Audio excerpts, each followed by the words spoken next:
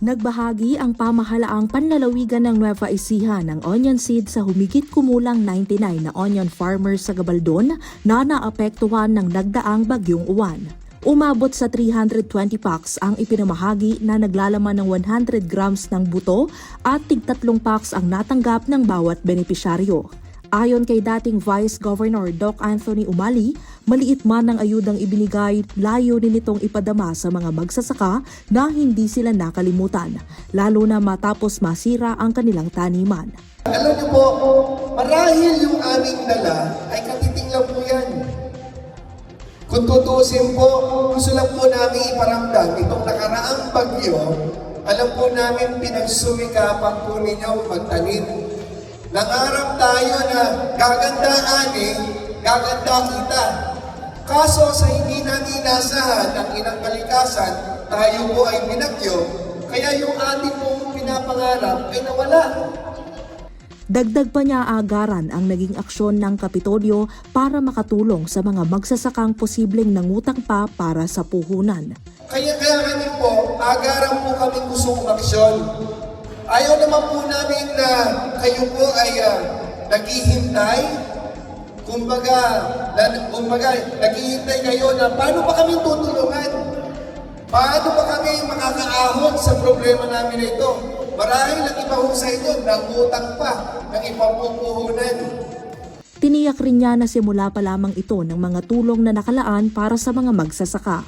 Ang gusto lang po namin dito ay huwag kayong mag-alinlangan, nakakakalain nyo kayo'y nakalimutan. Gusto namin magparamdam sa inyo, ito po'y simula lang.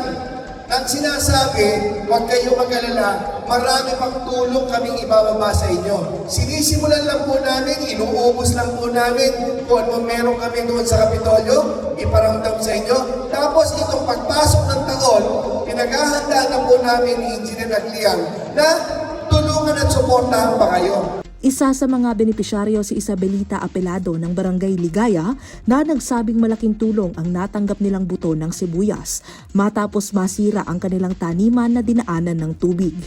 Kaya pasasalamat ang ipinaaabot niya sa pamahalaang panlalawigan sa ilalim ng pamumuno ni ng Governor Oy Umali at Vice Governor Lemon Umali.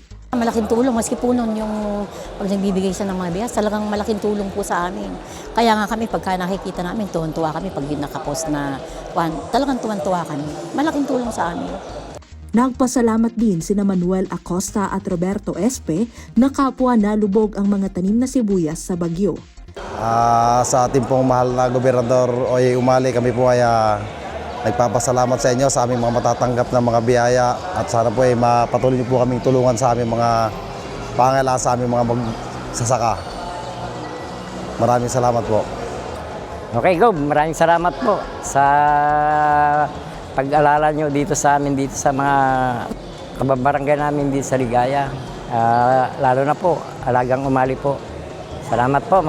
Samantala, sinabi ni Kapitan Edison Hines Jr. ng Barangay Ligaya na laging naibibigay ng Kapitolyo ang pangangailangan ng kanilang barangay sa tuwing sila'y humihingi ng tulong.